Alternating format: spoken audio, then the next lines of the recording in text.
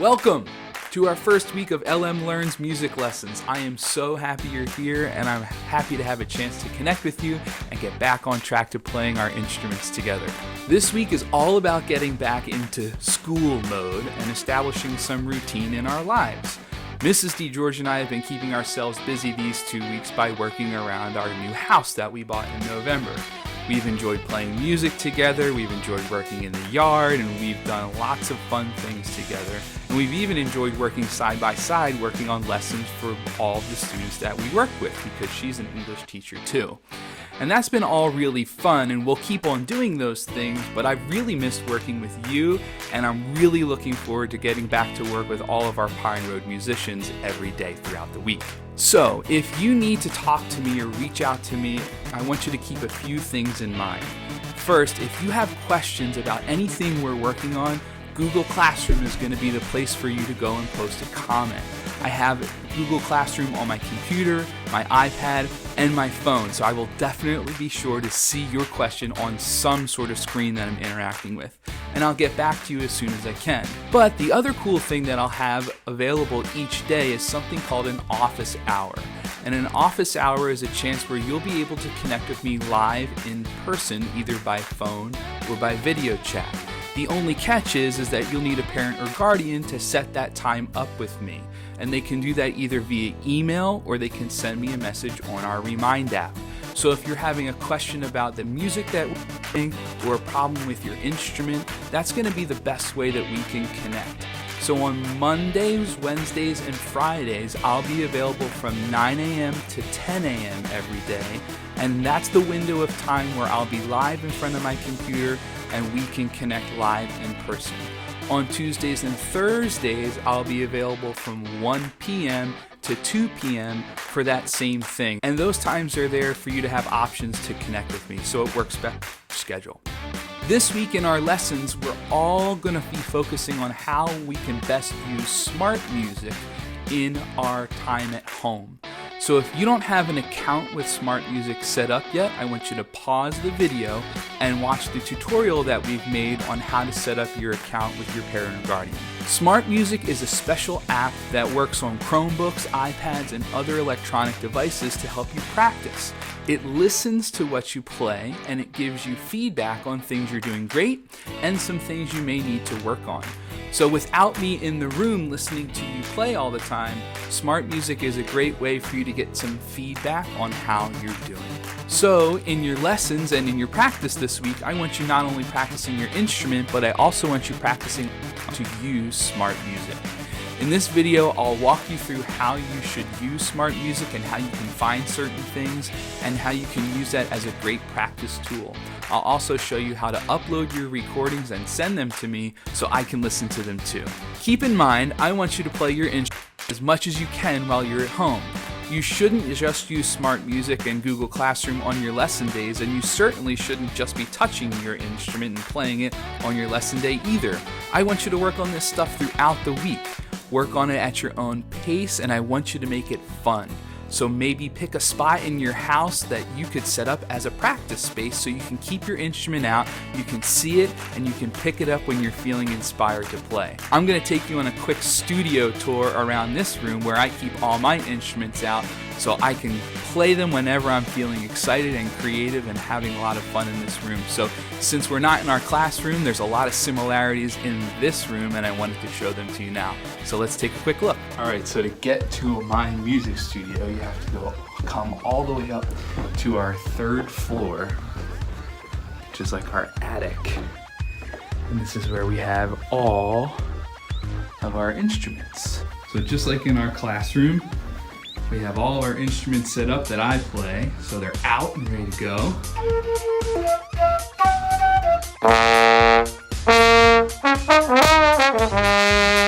We have our percussion section. Extra guitars. You always need extra guitars. Guitar amplifiers that are packed away. My practice station, I'm working on from this book right now. Trombone players, you should all get this book, super awesome. Mission control with a nice little view of our town. And of course, Star Wars stuff because, you know, it's not a DeGeorge music room unless you have Star Wars junk. Some guitars.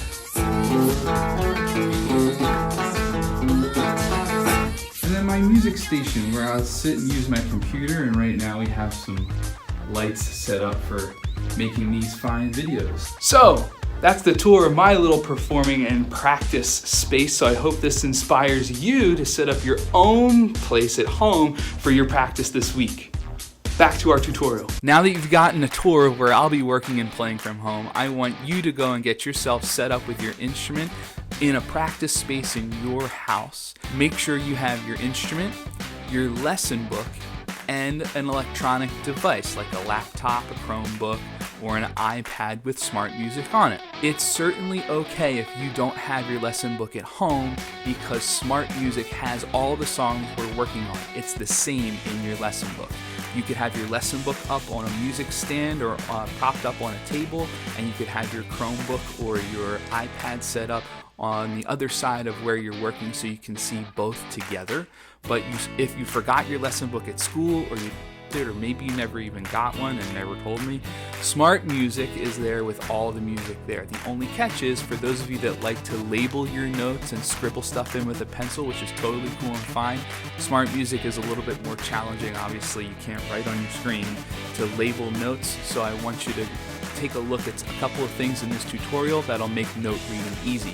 But we're going to make that a goal while we're using SmartMusic, that you work on your note reading and getting really comfortable with music notation and how that relates to playing your instrument. Now that we've kind of gotten acquainted, I want to take you on a quick tour of how to use SmartMusic this week, and I'm really looking forward to hearing from you, and I can't wait to hear all the music that you're making.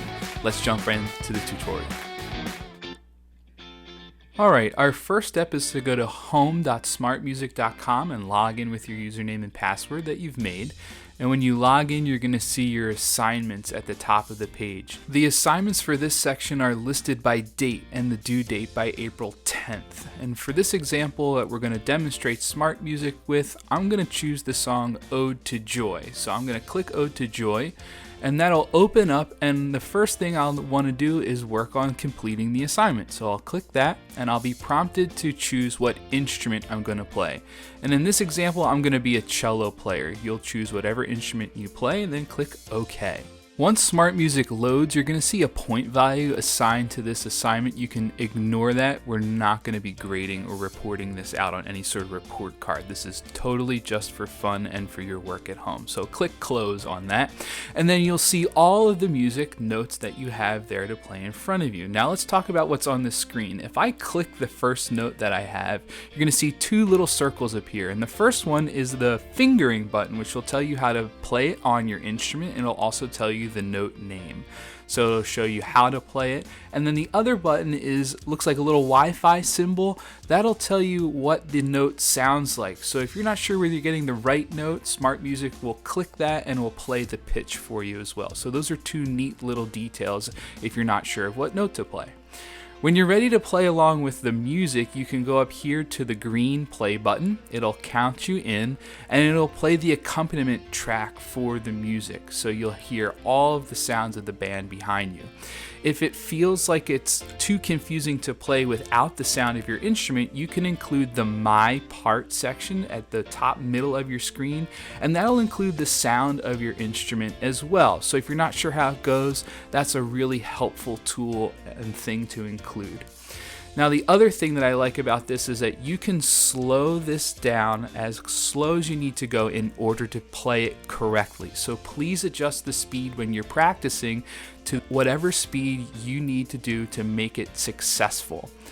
You can also speed it up if you're looking for an extra challenge, but the real thing here is that SmartMusic likes it to be at a particular tempo or speed when you go to record an assignment. So right now you'll see that all of those numbers in my top left corner are red, and I'll need to reset it to the number that it's programmed to in order to record it successfully. And here you'll see when I go to play that it's going to tell me I need to reset the tempo in order for it to accurately hear what I am doing. So you can just click the reset tempo button and everything will be totally fine. When you go to record, it'll ask access for your microphone and it'll play a little test sound to make sure everything's working. And then you can hit the start button and you're off to the races here recording your sound. Now, in this example, I was singing the cello part, which is why some notes are going to come up red. But in this example, I'm singing the cello part, and I purposefully sang off pitch until this moment here in the second line where I get my notes back on track, and you'll see that the notes turn green when I'm playing them correctly. So at the beginning, I was really off, made a couple of mistakes here in the middle, and then at the end things turn green, and it tells me a point value or how accurate I was for everything as well. If I'm happy with that performance and I want to send that to Mr. DeGeorge to listen to, which is perfectly good and awesome, you would then take a look at the submit button and hit the submit button to send it to me. You have the option to tell me about how you did, or you can send me a message and let me know sort of challenges that you faced. And then hit that green submit button and SmartMusic will upload your file to SmartMusic, and that'll get sent to me so I can listen to it. It'll automatically check off on your assignments list that you are done, but you now have the option to go through and choose other songs to play. Or you could click the home logo for SmartMusic, and that'll take you back to the main screen and the assignment sections there for you to pick another song to practice.